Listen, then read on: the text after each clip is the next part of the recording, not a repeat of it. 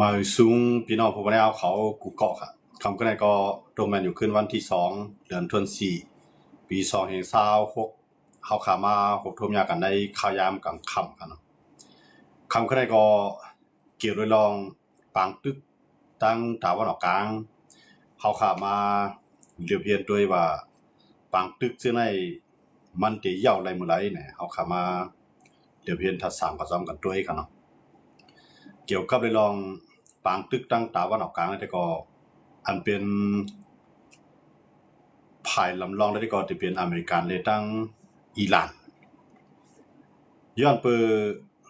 ประธานาธิบดีอเมริกันเหมือนเสนางประธานาธิบดีโดนัลด์ทรัมป์นั้นไล่ปืนเผาไว้ว่า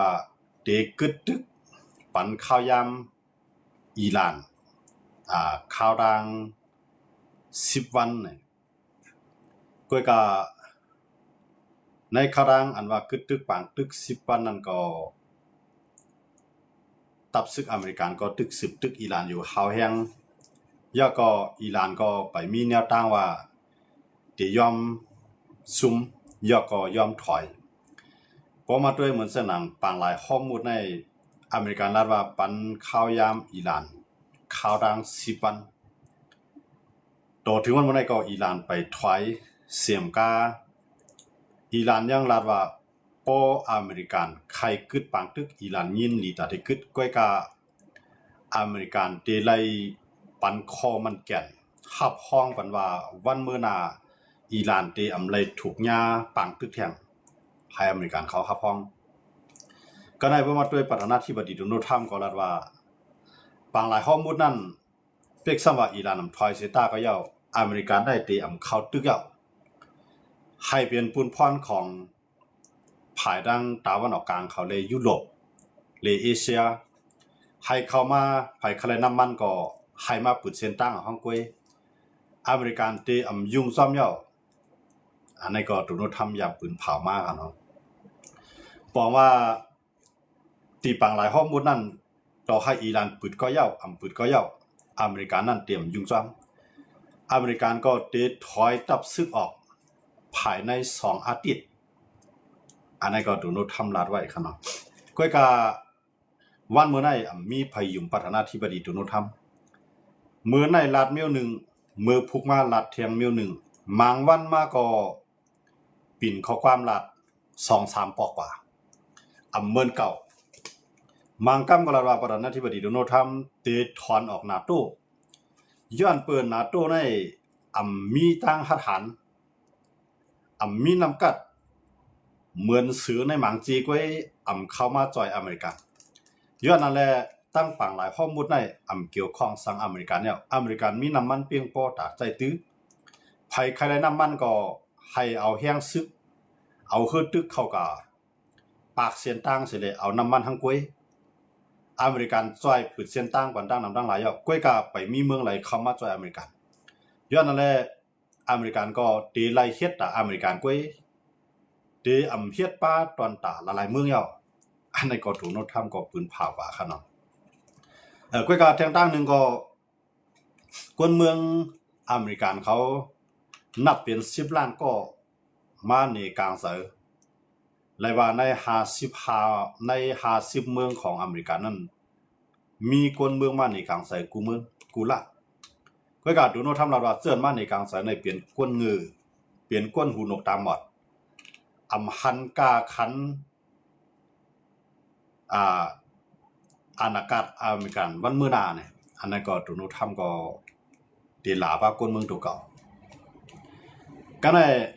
ลายุโรปลานาโต้เย้าโดนัลด์ทรัมป์ก็ยังลาดว่ายุโรปในเป็นคนขี้โกขี้ยานฮัดเอาปุนพรในเมื่ออเมริกันปึดเส้นตั้งปันเย้า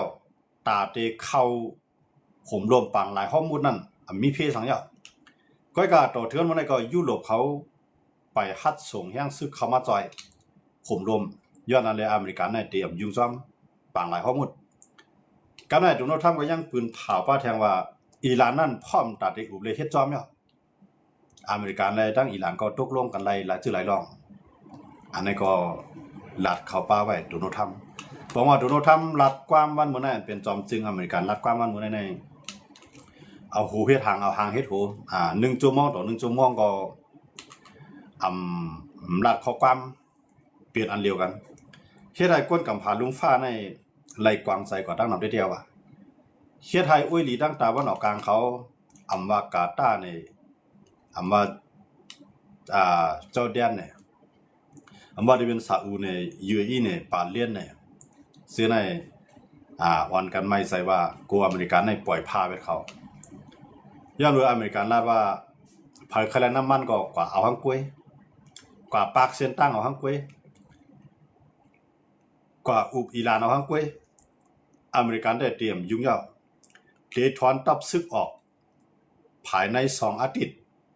อันนั้นขอบคุณเผาไว้ครับเนาะตอนรับประธานาธิบดีโดนัลด์ทรัมป์ครับนะก้อยกาแทงตั้งหนึ่งก็ลาดว่าในข่าวดัง2 อาทิตย์ใน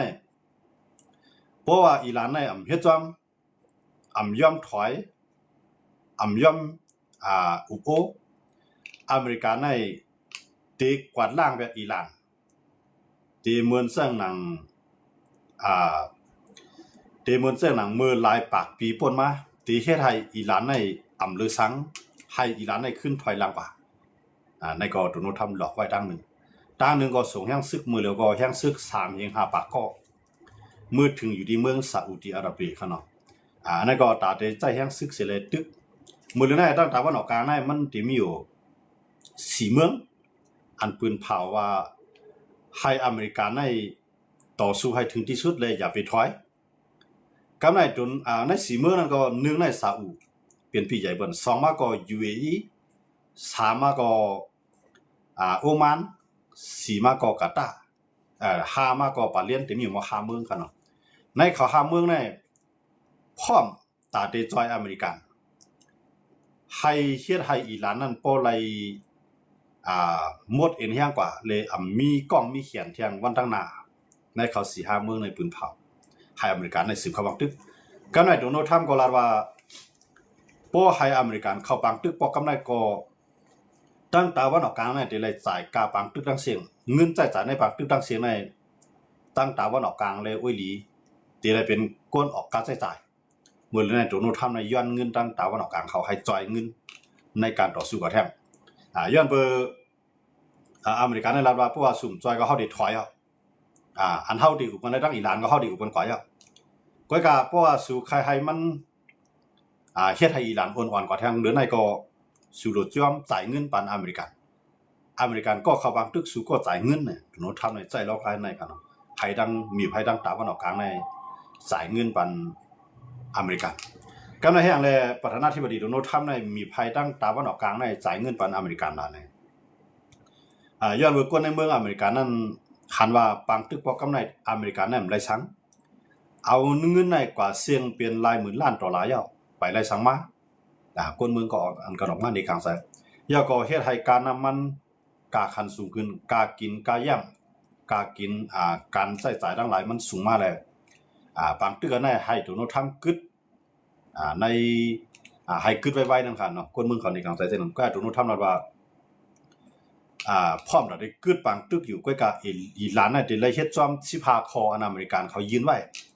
เพราะว่าอิหร่านน่ะยอมเฮ็ดซ่อม15คอก็อิหร่านน่ะได้ขึ้นถอยว่าเหมือนก้อนหินอันนั้นมีกล้องมีแขนซังอเมริกันได้ต่อสู้ให้อิหร่านในป้อมหมดเอ็นแห้งกว่าอย่าไปเป็นเพศออกไปเมื่อนานโดนัลด์ทรัมป์ในมังกำก็หลอกมังกำก็หยอกมังกำก็เฮ็ดติอันลาดว่ามันได้ถอยตับซึกในได้มันลาดว่าได้ถอยภายใน2 อาทิตย์ก็กล่าวว่าตั้งหนึ่งสมัยได้ถอยตับซึกออกตั้งอิหร่านเนี่ยอันนั้นมันเป็นการหลอกให้อังกฤษเขาก็ดีไม่ใจมันจะยุโรปเขาก็ดีไม่ใจว่าอันติดตุ้มตื้อต่อแห้งในที่ปังหลายข้อมูลในมันจะเป็นตั้งยุโรปเขาแลตั้งเอเชียในเอเชียเนี่ยก็ติป้าไว้มันจะหนังเคนอินเดียเนี่ยยาก็ติป้ามันจะหนังเกี่ยวปานเขาในเกาหลีใต้เขาเนี่ยหลายๆเมืองก็เขาว่าเนาะออสเตรเลียเขาจะได้เขาจะได้ตีมีลองตุ้มตื้อนำตั้งปังหลายข้อมูลสังจังหวัดกี่ปัญหาเฮ็ดให้อิหร่านในปืดปันเส้นตั้งได้ย้อนนั่นแหละเขาจะได้เข้ามาเอาน้ำมันปากเส้นตั้งแต่ได้ต่อตังน้ำมันทั้งกุ้ยอเมริกันเตรียมเข้ากับยุ่งอเมริกันปืนตั้งมาเนาะสู่โหลไล่มาข่มรวมกุ้ยนะครับเนาะโดนัลด์ทรัมป์ก็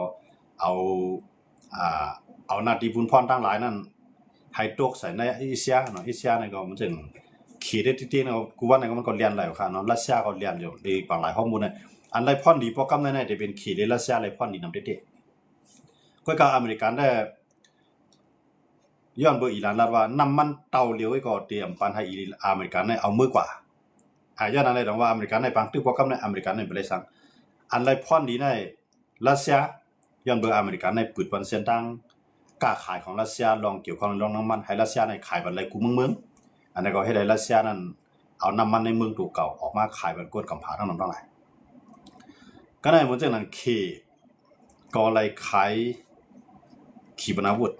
เลยขายเครื่องหนักๆเลยซื้อน้ำมันกาขันป้อเนี่ยเคก็เลยพ่อนดีทั้งนั้นในปังตึกอเมริกันในอิหร่านก็กับอเมริกันได้ไปเลยสังเสียมก้าในซุ่มทั้งนั้นทั้งหลายลองเงินเขาเนาะเหมือนเช่นนั้นเครื่องบินก็ตกกว่าหลายลำก็ในทับซึกกันอยู่ตั้งตะวันออกกลางทับซึกอเมริกันอยู่ตั้งตะวันออกกลางในก็อันเกี่ยวข้องในรองอันเฮกันตั้งกลางหาวในก็เชื่อไทยอิหร่านเขาย่าดูเร็วกับเปียตั้งนำมันเจอหลังเครื่องบินสร้างน้ำมันในก็กว่าหลายลำย่อในเฮ็ดเป็นตีอเมริกันในเลยซุ่มกว่าที่ไหนครับเนาะก็ซึกได้อเมริกันซุ่มกว่าแห้งซึกอันในตายกว่าในบางตึกนั้นได้ก็มันจะว่ามันจะย้อนเบอร์บางตึกจอมลินนาลินเขาโดนเนาะมันเป็นบางตึกตั้งกลางหาวเนาะขี่เครื่องบินในตึกทั้งหมดทั้งเสียงอเมริกันในติดตายกว่า13 ก้อนติดตายกว่า13 ก้อนก็ในอิหร่านในก่อนเป็นผู้นำอิหร่านในก็อำว่าจะเป็นตีเติงปังของผู้นำของอิหร่านวันมันในก็เลยตายกว่าแทงก้อนหนึ่งครับเนาะบอกว่าก้อนอิหร่านนั้นผู้นำอิหร่านนั้นตายกว่ากำก้อ2 ก้อกำก้อ2 ก้อนในขายาหมดเลยในอันเต็มกว่า50ครับเนาะอันนี้เป็นผู้นำหลายๆครับนะก้นซึกอิหร่านอันต่อสู้อยู่ที่นั่นได้ก็อันเต็มกว่า5 เฮงก้อครับเนาะก้นซึกอิหร่านใน5 เฮงปลายอันเลยตายกว่าอเมริกันในตายกว่า13 ก็อิสราเอลได้ไปลัดว่ามันตายกว่าก็คือครับเนาะแต่ว่าที่ในเขาคำว่าด้วยในบางตึกในเหมือนทางดิกึดดูรู้โดนัลด์ทรัมป์รัดว่าป้ออิหร่านเฮ็ดจอมในเฮาปั่นข้าวยำ10 วันข้าวยำ10 วันต่อถึงวันที่6เนาะมื้อนี้มันถึงมาวันที่2เอาค่ะเนาะมื้อนี้เป็นวันที่2แท่งอยู่4 วันไงอเมริกันรัดว่าให้อิหร่านมีข้อตกลงเฮ็ดจอมก็ในฝ่ายดังมาชุดปากีสเคนปัสมาชุดปากีสเคนในเป็นประธานาธิบดีเขาเนาะอันนั้นมันก็รัดว่าเฮายินดีพร้อมตาที่กึดปังตึกก้อยกาอเมริกันและตั้งอิสราเอลในที่ไล่ลงลายมือเข้าพ้องบันว่าวันตั้งหน้าที่ตึกต่ออิหร่านแท้งยาวให้2 ก้อนในลงลายมือก้อยกาอันนั้นอเมริกันก็ไปรับจอมกับในอิสราเอลก็ไปรับจอมกันเนาะอิสราเอลและอเมริกันได้รัดว่าพวกอิหร่านใครกึดปังตึกในง่ายๆก็1ถอยออกปังหลายข้อมูลอย่าไปกว่ามีลองทุ่มเตือให้ขึ้นปังหลายข้อมูลในให้ขึ้นเรียนคือการค้าขายอะไรเหมือนเก่าอันนั้นอเมริกันได้อิสราเอลด้านนอกในกันเนาะ2มาในอิหร่านในวันตั้งหน้าเตรียมไล่ส่งเครื่องกองกลางบรรจุหลายแท่งตาได้เป็นพี่ต่ออเมริกันและอิสราเอลสามารถเปิงอุปเปิงพ้องงำเมืองในให้โคมกันตั้งอเมริกันก็ให้เรียกลายเปิงอุปเปิงพ้องงำวันเมืองสิแลเฮ็ดก็อเมริกันกว่าอเมริกันก็ตั้งบ่ดังเสนในที่ๆอเมริกันในดิย้อนไว้15 ข้อกันเนาะอิหร่านในดิย้อนไว้5 ข้อใน5 ข้อนั้นก็ทั้ง2ฝ่ายมีลองตกลงและอเมริกัน15 ข้อนั้นก็อิหร่านตกลงและ5 ข้อของอิหร่านนั้นก็อเมริกันเขาอิสราเอลเขายอมให้จอมละย่อมจะในปังตึกในไปหันตียาวมันครับเนาะกำในว่าเสประธานาธิบดีโดนัลด์ทรัมป์ปืนเผาว่าใครไล่น้ำมันก็ให้มาเอาทั้งกล้วยอเมริกันเตรียมเข้าจิ้มจอมตีปางหลายข้อมูลเดียวเนี่ยว่าเสียอเมริกันปืนเผาลองในครับเนาะกำในมันได้มีทางมันจะนำฝรั่งเศสเขาเสียในก็ส่งคือเข้ามาคือส่งคือแล้วก็ส่งเครื่องบินเข้ามาตาได้เข้ามาเกขายปังหลายข้อมูลครับเนาะกำในอังกฤษเขาในก็ได้ส่งคือเข้ามาในบอกว่าอเมริกันในเอานาทีปุ่นพ่อนั้นในถึงมันยุโรปเพราะนะครับเนาะอเมริกันรัฐว่ายุโรปในหันตาลำหันเงินเผือกตาหรือหันเงินซ่าก็ไรมีตังหัดหันตั้งแต่อเมริกันในเป็นอุ้ยดีกันมาในนาโต้ก็เป็นอุ้ยดีกันมาวันเมื่อในนาโต้ก็มันใจยุโรปก็มีตังหัดหันแต่มาผมรวมดีในระยะเมื่อเช่นนั้นอเมริกันประธานาธิบดีโดนัลด์ทรัมป์รัฐว่าถอยออกนาโต้นั่นแต่มันจะเป็นมันได้เปลี่ยนการล็อกนั่นค่ะเนาะมองก็ได้เฮ็ดเตรียมจังหวะโดนัลด์ทรัมป์เนี่ยมีไผล่ามใจมันแหละมาบอกว่าได้เฮ็ดมาบอกมาเตรียมเฮ็ดซ้ำเฮ็ดเนาะในคารางตีนว่าปันค่ายามอิหร่านสิว่านั่นในอเมริกันก็ตึกสืบใจเครื่องบินในยาแบบ ตับซึกของอิหร่านมันจะนั่งขีปนาวุธอันอยู่ใต้ลิ้นจะในวงการด้วนว่าจะในอเมริกันก็ย่าไปต้องนำตั้งหลายฮะเนาะในขายามดีปันขายามอิหร่าน10วันนะครับเนาะก็อิหร่านก็ไปถอยก็อิหร่านก็ถือว่า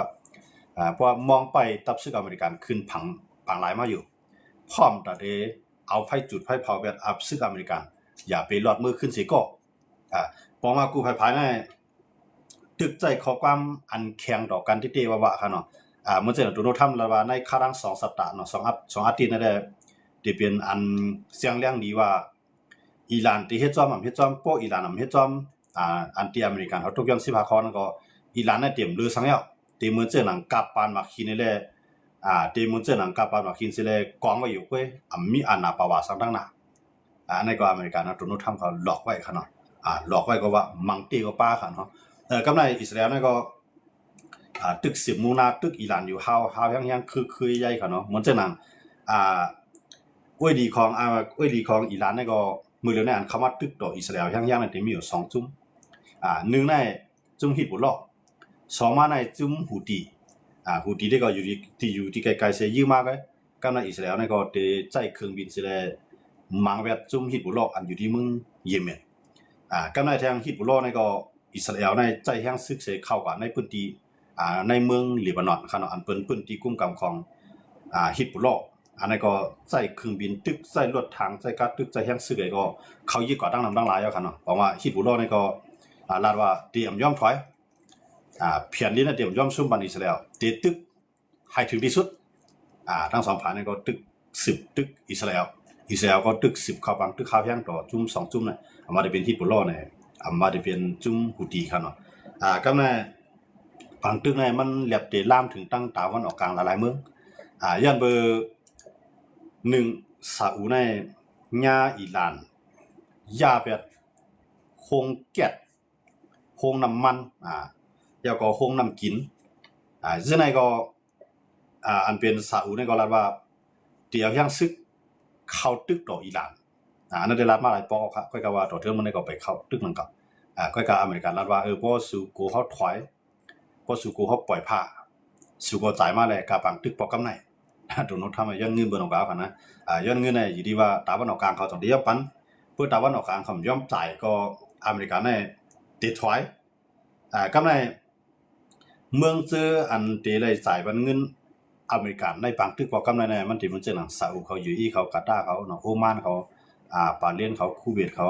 หลายๆเมืองเขาเนาะตั้งตะวันออกกลางเนี่ยซึ่งในเป็นเมืองวลีของอเมริกันหลายครับนะเป็นมุสลิมนำกันนั่นก็เป็นมุสลิมซุนนีกำในอันเป็นอิหร่านนะซ้ำเป็นมุสลิมชีอะห์นะมันมุสลิมนำกันก็ใกล้กับว่าเปิงอุบเปิงยุ่มยำนั่นมันเปิงกันเฮ็ดอันใดๆกำในตั้งตะวันออกกลางหลายเมืองในก็ที่เข้ามาบังตึกกำในมันเสียหนังอิหร่านก็รัฐว่าเมืองไหลปันตับซึกอเมริกันอยู่ในนั้นสิเลยสร้างบางตึกต่ออิหร่านในเมืองนั้นก็มักมันเป็นผู้เขียนของอิหร่านได้ทุบให้เลี้ยวของ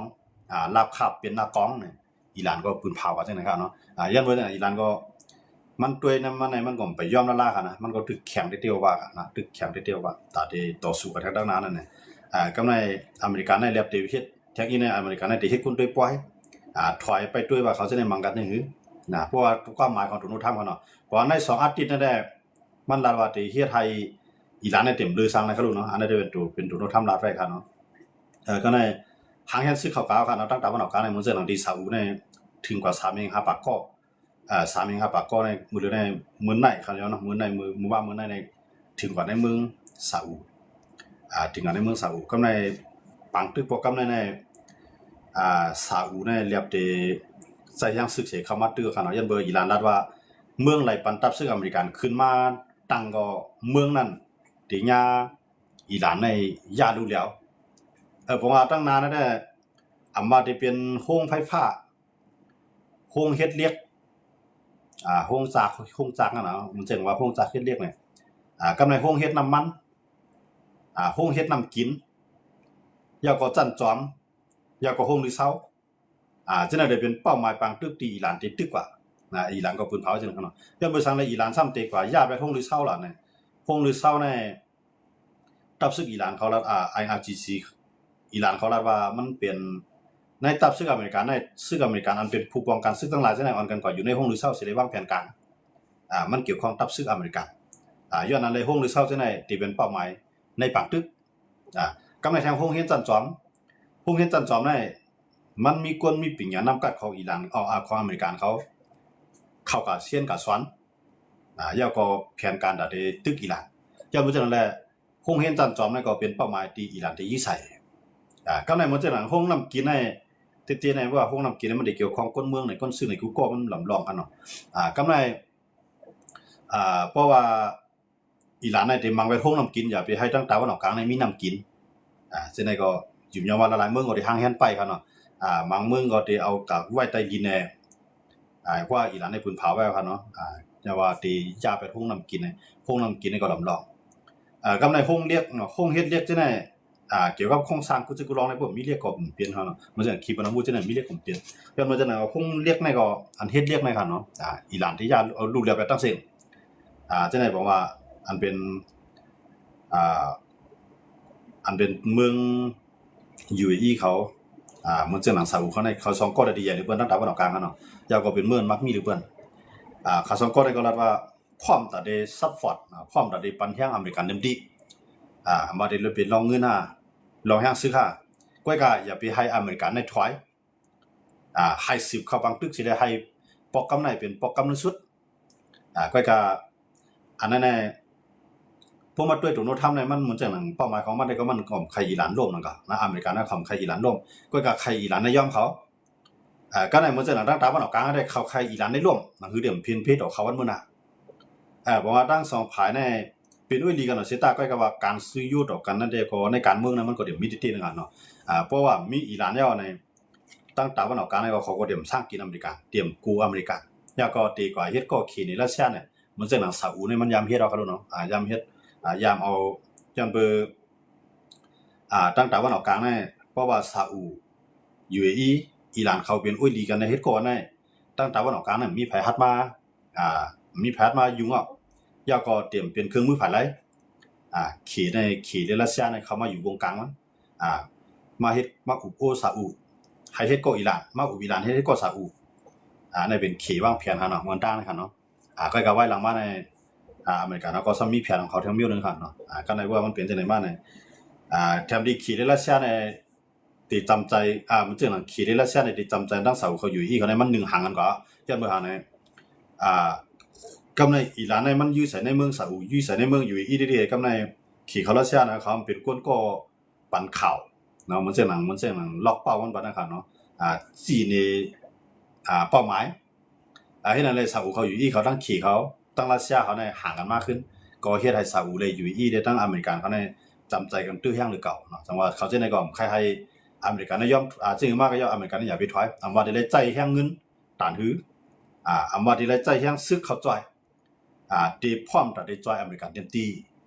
ในเสาเขาอยู่อีเขาก็ปืนเผาลงในกำในอิหร่านก็รับเพราะสุจอยก็เขาก็ได้มังสุเต็มเตี้ยกำในตัวนู้นทำว่าได้ถอยทับซึกในคา2ก้อนนี่ก็เป็นน้องไม้ใจครับเนาะมันจะหนังเสาเขาอยู่อีเขาจะได้ก็เป็นน้องไม้ใจมากว่าวันดีขึ้นดีเพราะว่าคา2ก้อนจ่อเข้ามาในบางตึกก็อเมริกันทำตกลงทั้งอิหร่านเลยสิเลยถอยไปเขาในเขาได้ยากกินเตรียมค่าครับนะจังว่าต่างฝ่ายก็ต่างไม้ใจกันไว้นะฮะเนาะเพราะว่าอเมริกันและอิหร่านได้ตกลงกันได้ซาอุได้อยู่อีดังอิหร่านเขาเนี่ยได้ขึ้นเป็นปัญหาใหญ่กันแต่ว่าเอาปัญหาเนี่ยเอาถึงมันตั้งแต่วันออกกลางอเมริกันในเฮ็ดคนด้วยป้อยเนี่ยเป้าหมายของมันได้ที่ไอ้ใครเปลี่ยนเท่านั้นก็การเงาไล่หมดแล้วในอิหร่านนำไปย่อมตัวอเมริกันนั่นล่ะนะครับเนาะจังว่าอเมริกันก็ไปมีตั้งถอยเพราะว่าใคร10เขาบางพวกใครเฮา10เขาบางทุกทางก็ตะวันออกกลางเนี่ยเราจ่ายเงินมันก็ยาวตรงนั้นทำให้มันมื้อเดี๋ยวนี้มันไปตอกว่าเป็นเมืองอะไรครับเนาะมันลาดว่าตั้งตะวันออกกลางที่เลยจ่ายเงินในบางทึกไหนมันลาดว่าติจี้กว่ากำเมืองอะไรที่เลยจ่ายพ่องเจ้าก็ที่เลยจ่ายกะหือตรงนั้นทำในเหมือนดังว่าโจรดังลาดครับเนาะตั้งนึงก็มันมาปุดบางตึกก็ในปุดบางตึกก็ในจานเอาจะได้เข้ามาโฮมเลยเขาจะได้ไปเข้ามาโฮมอเมริกันก็ลาดว่าเขาเฮ็ดมาบอกกันน่าสู่ไปมาโฮมสู่ไปหัดฐานย้อนมาเลยว่าดังนั้นในสุดเลยปึงอีดูเก่าอเมริกันก็ดีอยู่ข้างก้วยดีถอนออกนาโต้ดีจอยสังยุโรปยาดีจอยอันมันตัวโน้ตท่านในบางปอกก็มันได้เตี้ยขนาดมันนู่นเลยอันมันเตี้ยใน1ฝรั่งเศส2อังกฤษอันนี้เดี๋ยวยากกินหรือเปิ้นอินนะความหลาเนี่ยครับนะยันว่าตัวโน้ตทำลาดว่าคือ2ก้อเนี่ย